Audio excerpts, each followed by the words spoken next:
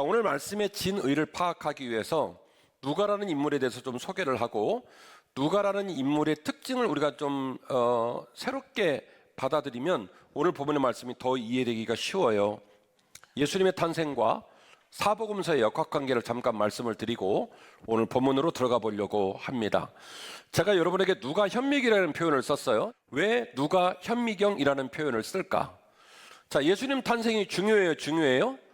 굉장히 중요하죠. 그래서 예수님 탄생 이야기를 마태, 마가, 누가, 요한 심지어 4권이 똑같은 예수님 탄생 이야기를 기록을 한 겁니다. 예수님 탄생하시고 자라시고 공생하시고 십자가 지시고 부활하시고 승천하셨다.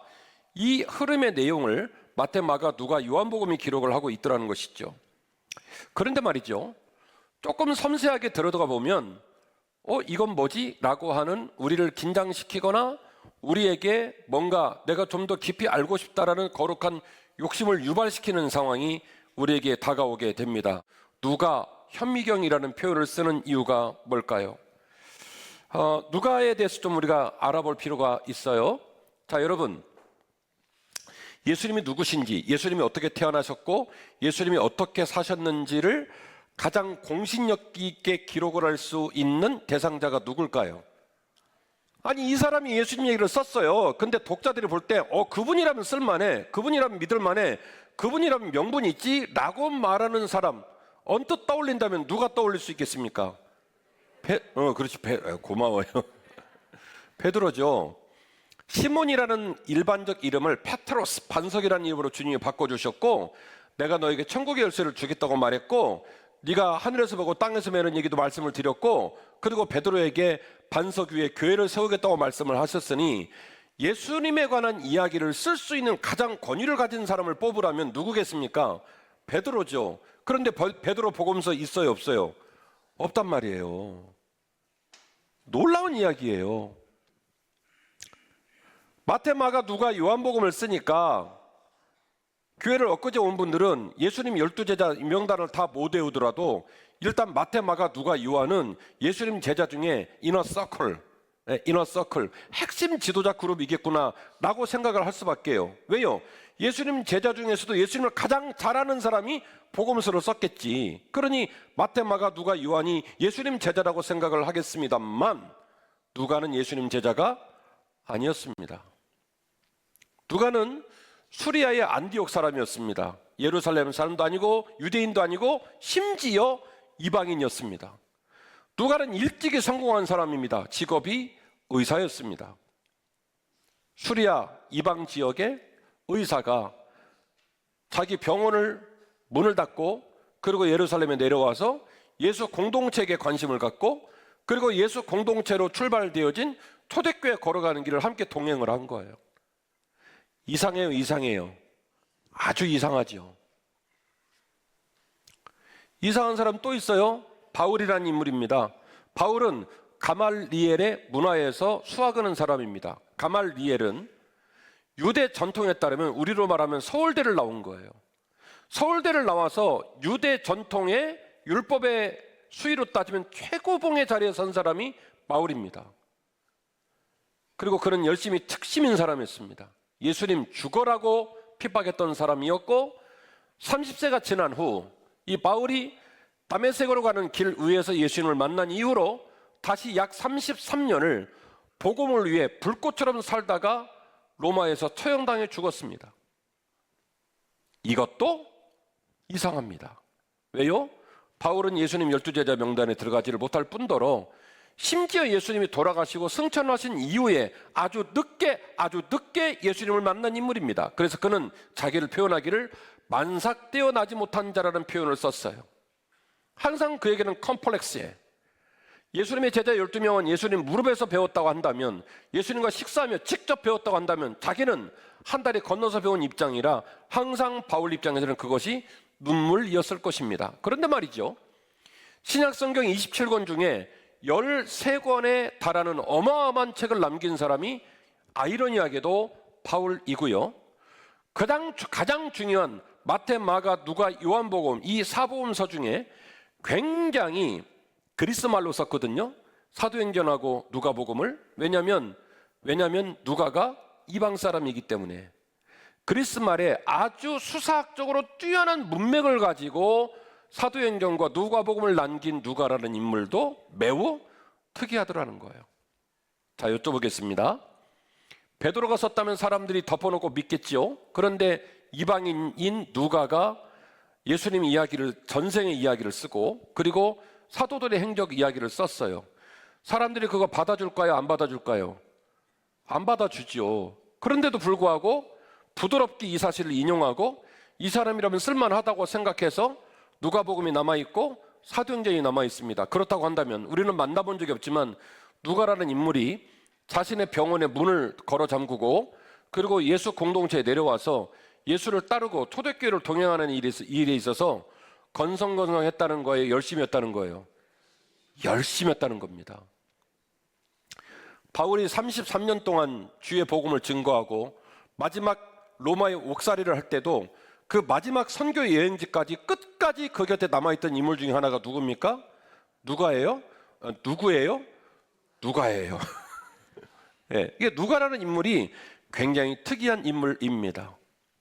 자신의 형편과 처지를 뛰어넘어서 예수님에 관한 이야기를 기록하고 예수를 따랐던 제자들에 관한 이야기를 그가 주인공 되어 서사를 만들어 책을 남기고 12제자가 아니었음에도 불구하고 초대교회 모든 공동체가 누가라면 그 이야기에 주목할 만해, 누가라면 믿을만 해, 누가가 남긴 글이라면 집중해야 해 하여 사도행전을 누가 썼냐면 누가가 썼단 말이에요.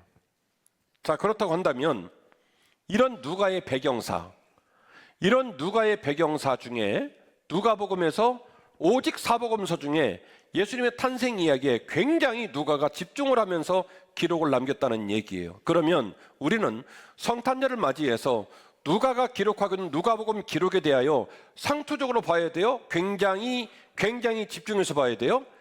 굉장히 집중해서 봐야 돼요. 누가라는 사람의 역학적 관계와 환경적인 부분을 고려하고 누가복음의 특징들을 고려한다면 누가복음을 기록한 인물이 또한 사도행전을 기록했다는 사실을 기억한다면 누가복음의 강조점에 관하여 우리가 굉장히 주의 깊게 들여다볼 필요가 있다라고 하는 것입니다. 여기까지 잘 따라오셨죠? 자, 그렇다면 이제 드디어 이 특별한 관심사와 설레임을 가지고 오늘 사랑하는 부목사님이 읽어주신 본문의 말씀으로 들어가 봅시다. 매년 읽어서 굉장히 상투적일 텐데 지금 제가 시도하는 건 상투적으로 읽지 말자, 건성건성 읽지 말자, 좀 집중해서 누가라는 인물이 특별하게 준 메시지가 어떻게 녹여져 있을지, 감춰져 있을지 그걸 캐내고 그걸 깨닫기 위한 시각으로 보자라는 제안을 하면서 오늘 본문으로 들어가 보겠습니다. 같이 하실까요? 어두운 이 땅에 평화를 주시기 위해 주님이 탄생하셨습니다. 한 번 더 하십시다. 어두운 이 땅에 평화를 주시기 위해 주님이 탄생하셨습니다. 어두운 이 땅에 평화를 주시기 위해 주님이 탄생하셨습니다. 이 본문을 누가 현미경으로 들여다본 저의 결론이에요. 누가가 우리에게 주고자 하는 메시지가 뭘까?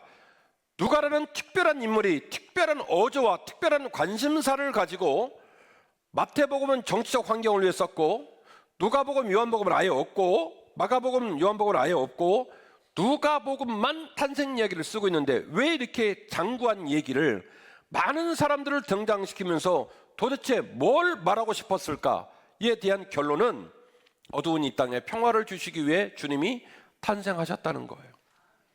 자, 오늘 본문의 말씀 보십시다. 매우 특이하게 기록이 되어 있는데요. 그 지역의 목자들이 밤에 밖에서 자기 양떼를 지켰다 이렇게 기록되어 있습니다. 고대 사회나 지금이나 밤은 사람들이 자는 시간이에요. 일상의 삶 속에서 열심히 일하고 쉬는 시간입니다. 그런데 밤에는 그래서 집 바깥에 있어야 돼요? 안에 있어야 돼요? 안에 있어야 당연하죠. 그런데 집 바깥에서 밤새도록 목자들이 일을 하고 있었다는 거예요. 이유는 하나입니다. 양들을 지키기 위해서. 자, 여기서 합리적인 추론을 좀 해보죠. 이분들의 인생은 고단한 인생이었을 겁니다. 새벽녘에 잠이 들고 그리고 오전 11시쯤 일어나서 밥 한 끼 먹고 또 알바 하나 해서 오후 알바 뛰고 저녁에 사람들 다 일하고 양들을 이제 건네받으면 또 야간조로 건네받아가지고 밤새도록 양을 돌보는 거예요. 억지로 비워졌든지 본인이 살아온 삶의 행적 때문에 비울 수밖에 없었던지 어쨌든 인생이 전부 다 텅 빈 창고처럼 비워져 버린 사람들입니다. 삶을 생각해 보면 감사하며 행복하기보다는 누가 툭 치면 눈물이 왈칵 쏟아질 것 같은 고단한 삶을 살아가는 사람들이 그 밤에 양들을 지키고 있었다고 하는 것이죠. 주의 사자가 곁에 서고 주의 영광이 그들을 두루 비치매 크게 무서워하는지라. 천사가 이르되 무서워하지 말라. 보라, 내가 온 백성에게 비칠 큰 기쁨의 좋은 소식을 너희에게 전하노라. 자, 본문 10절 말씀. 이상해요, 이상해요. 질문이 어려워요? 10절 말씀 이상해요, 이상해요. 아주 이상합니다. 이스라엘 민족들은요 메시아를 기다리고 있습니다. 성전에 모일 때마다 사내들인 공의의 동편에 있는 주랑에서 이사야서를 낭독하고 수많은 랍비들이 메시아가 온단다, 메시아가 우리에게 소망을 준단다, 날마다 성경을 가르치고 각 회당에서도 이 사실을 가르치고 많은 유대인들은 오직 메시아 오기만을 열망하고 있습니다. 큰 기쁨의 좋은 소식이 그들에게 오기를 기다리고 있습니다. 그래서 이 큰 기쁨의 소식이 선포될 장소는 어디냐면 예루살렘이에요. 성전이에요. 하다못해 예루살렘이 안 되면 회당급 정도라도 되어야 해요. 그게 정상입니다만 천사들은 엉뚱생뚱하게 그 밤에 아무도 일어나 있지 않은 그 밤에 그냥 쓸쓸하게 맥심 모카골드 5잔씩 먹어가면서 양 뺏길까 밤새도록 수고하고 애쓰고 있는 버려진 사람들, 비워진 사람들, 인생의 변방에서 비주류로 살아가는 사람들에게 메시아의 오심을 선포합니다. 두려워하지 말라. 보라, 내가 온 백성에게 비칠 큰 기쁨의 좋은 소식을 너희에게 전하노라. 고단하여 두려움으로 사는 사람들에게 주께서는 평화를 잃어버리고 비워진 사람들에게 주께서는 찾아오셨습니다. 이 사실을 누가 강조하고 싶어요? 누가가 이 사실을 강조하고 싶었던 거예요.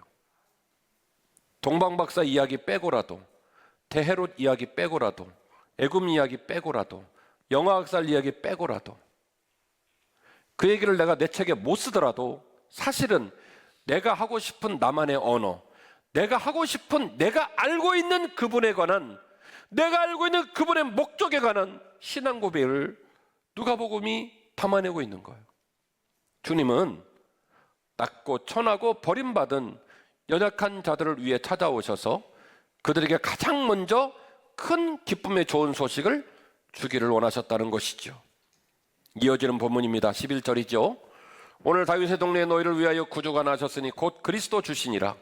너희가 가서 강보에 쌓여 구유에 누워있는 아기를 보리니 이것이 너희에게 표적이니라 하더니 홀련히 수많은 천군이 그 천사들과 함께 하나님을 찬송하였다. 신학자들의 연구에 따르면 누가복음 2장에서 말하는 구유라는 개념은 가장 비참하고 비극적인 자리라는 거예요. 초대교회 문헌들을 보면 광야를 여행하는 여행자들, 목동을 치는 사람들이 밤을 지새워야 되는 상황이 벌어지니까 텐트 치는 것도 하루 이틀이죠. 그래서 광야에는요 큰 바위나 어쨌든 몸을 좀 숨길 만한 장소가 있으면 쉘터처럼 거기다가 사람이 묵을 수 있는 공간을 마련해 놨다는 거예요. 그러니까 투박하죠. 그냥 투박하게 정지를 해가지고 공간을 만들고 그 안에다가 투박한 통나무를 파낸다든지 또는 나무를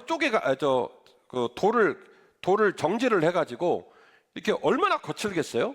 그런 곳에다가 이제 말밥통을 만들어 놓는 거죠. 그러면 광야를 여행하는 여행자가 그곳에 가서 잠깐 하룻밤을 쉬는 거예요. 하룻밤을 쉬면서 그 투박한 통나무나 또는 이 돌을 쪼개 만든 그 밥통에다가 짐승의 음식을 넣고 그리고 음식을 먹이는 거죠. 그럼 여러분 여쭤볼게요.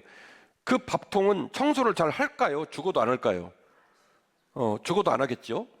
주인이 없는 밥통이니까, 지나가는 과객이 잠깐 들려가는 밥통이니까. 그러니까 어떻겠어요? 우리로 말하면 돼지 밥통은 저리 가라죠. 누렇게 탈색하고 까맣게 음식물 찌꺼기가 붙어 있고 거기에 날파리들이 막 있고, 저런 모습이 아니에요. 저런 모습이면 주님이 그래도 좀 야 괜찮다 야 시몬스냐 그러면서 누워 계실 것 같은데, 주님이 누우셨던 말구유는 그런 모습이 아니었어요. 왔는데 여관을 구할 수 없었다고 성경은 말하고 있고, 그래서 어쩔 수 없이 주님 부모님이 어쩔 줄 몰라 하다가 그런 어떤 쉘터 같은 곳, 움막도 아닌 쉘터 같은 곳에 들어가서 하룻밤을 보내면서 아기를 낳아버린 거예요. 그래서 이불인지 옷인지 모르겠습니다만은 그 역한 냄새가 나는 짐승의 밥그릇에다가 이불을 깔고 옷가지를 깔고 거기다가 막 태어나신 당신의 아들을 뉘어 놓은 거예요. 누가는 오늘 이 사실을 얘기하고 있습니다. 메시아가 어떤 모습으로 왔냐면 왕관을 쓰고 왕궁에서 수많은 사람들의 갈채소리를 들으며 온 게 아니라 가장 비극적이고 가장 비루하고 가장 낮은 자의 모습으로 이 세상에 오셨다는 것을 누가가 강조하고 있는 거죠. 따라서 앞에 나오는 들판에서 양을 치던 목자들의 이야기와 예수님의 말구유는 이런 맥락에서 일맥상통한 메시지의 연결성을 갖고 있습니다. 일관적으로 누가는 이걸 강조하고 있는 거예요. 예수님께서 이 땅에 오신 것은 낮고 천한 자들에게 가장 낮고 천한 모습으로 오셔서 우리에게 메시아의 소망과 기쁨을 주셨다. 이것이 바로 누가가 주고 싶은 메시지의 핵심이더라는 것입니다. 우리에겐 평화가 필요합니다. 우리에겐 우리의 마음과 삶을 나누어질 구주 예수 그리스도가 반드시 필요합니다. 이 필요를 가장 잘 아시는 분이 하나님이셨고, 이 필요를 해결하기 위하여 가장 처절하고 가장 울고 가장 가슴 아프게 비워있는 벌판에 있는 목자들, 낮고 천한 자들을 위하여 당신의 아들 예수 그리스도를 보내주셨습니다. 14절입니다. 지극히 높은 곳에서는 하나님께 영광이요 땅에서는 하나님이 기뻐하신 사람들 중에 평화로다 하니라. 아멘. 땅에 뭘 선언했습니까? 이 땅에 뭘 선언했어요? 평화를 선언하는 거예요. 그리고 지극히 높은 곳에서는 하나님께 영광이 되셨으며 땅에서는 뭐요? 하나님이 기뻐하신 사람들 중에 평화로다 하니라. 하나님은 사람과 함께 일하십니다. 하나님은 사람을 통하여 일하십니다. 하나님이 이 땅에 평화를 선언하셨는데 어떻게 선언하셨냐면 하나님이 기뻐하신 사람들을 통하여 선언하셨습니다. 하나님께서 원하신 사람이 있었기에 이 땅에 평화가 임하는 거예요. 하나님이 택하신 사람이 이 땅에 평화를 실현할 때에 하늘에서는 하나님께 영광이 되는 줄 믿으시기를 바랍니다. 제가 여러분에게 이 아침에 말씀을 나누면서 주고 싶은 메시지가 있습니다.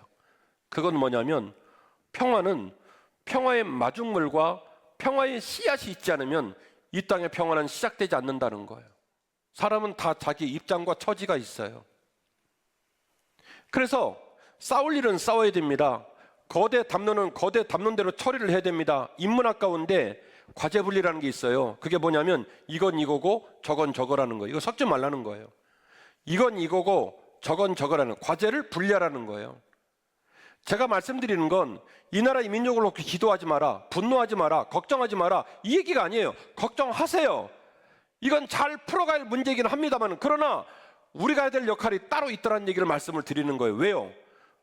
제가 여러분 얼굴을 보니까 저하고 여러분은 몇 번 태어나도 대통령이 될 것 같진 않아요. 구청장도 어려울 것 같아요.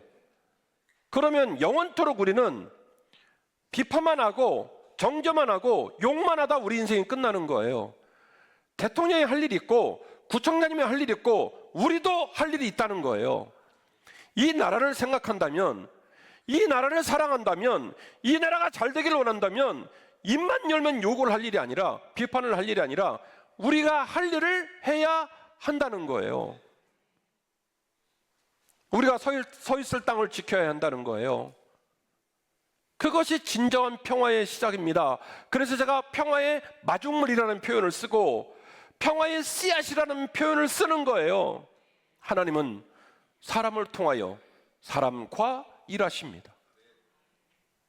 이 말씀을 받은 우리, 누가가 전하고 싶은 메시지가 그거예요.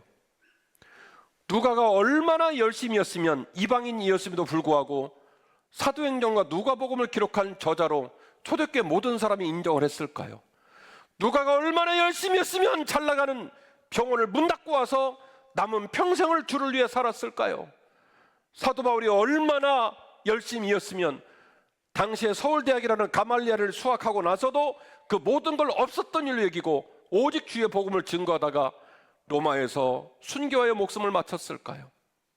바울은 내가 할 일이 있다고 믿었던 사람입니다. 누가는 내가 할 일이 있다고 믿었던 사람입니다. 비바람이 몰아치고 가뭄이 오고 춥거나 더워도 그 모든 염려와 근심이 있어도 내가 할 일이 따로 있다고 생각했던 사람들입니다. 그래서 누가가 누가를 했고 바울이 바울을 한 거예요. 우리 사회가 어두운 이유는 우리들에게 나타난 엄청난 사건 때문에 어두운 게 아니에요. 우리만 난립니까? 러시아 우크라이나 난리죠. 이스라엘 하마스 난리죠. 저 미국 대통령도 옛날에 떨어져 갖고 또 우리처럼 막 들어가서 막 장악하고 난리를 쳤죠. 우리만 겪는 일은 아니에요. 김정은이는 지금도 지가 잘났다고 난리를 치고 있잖아요. 우리만 난리가 난 상황은 아니에요. 다만 제가 이 땅이 눈물로 가득 차 있다, 어둡다고 말하는 이유는 뭐냐면 탓하는 사람만 있기 때문에 그래요. 대통령 탓하고 정당 탓하고 입만 열면 탓하고 싫어하고 미워하고 정죄하고 진절머리 없어 하는 거예요. 그러면 죽어야지 왜 살아요? 그렇게 싫으면, 다 싫으면 어떻게 삽니까? 여러분, 우리 교회도 많이 병들어 있어요. 제가 우리 성도들 볼 때 속상한 이유는 뭐냐면 우리가 너무나 옹졸하고 너무나 인간적이고 너무나 거침없어요. 소위 말하는 예수 믿는다는 사람들이, 소위 말하는 예수님의 거룩한 아들과 딸이라는 사람들이 세상 사람보다 더 세속적이에요. 그러니까 향기도 나지 않죠. 볼품 없죠. 신앙은 그게 아니에요. 저 문을 열고 나가면 사람과 함께 일하시고 사람을 통해 일하시는 그 하나님 아버지의 평화의 마중물이 되어주십시오. 그 모습을 보고 하나님 어떻게 해요? 하늘에서 영광 받으실 줄 믿으시기를 바랍니다. 성탄의 기쁨은 새치 혀 끝에 머무는 기쁨이 아닙니다. 성탄의 소망은 종교적인 소망이 아닙니다. 지극히 현실적이고 우리 눈앞에서 당장에 찾아오는 주님의 강렬하신 말걸어 주심입니다. 이 말걸어 주심에 반응을 해서 평화의 마중물 되시고 평화의 씨앗이 돼요. 나로부터 시작된 그 평화가 확산되어서 상처받아 울고 있는 가족들을 따뜻하게 끌어안고, 교회를 하나님의 복음으로 끌어안고, 우리 구청을, 우리 송파구를 사랑으로 끌어안고 나라와 민족을 섬길 수 있는 저와 여러분이 되시기를 주의 이름으로 축원합니다.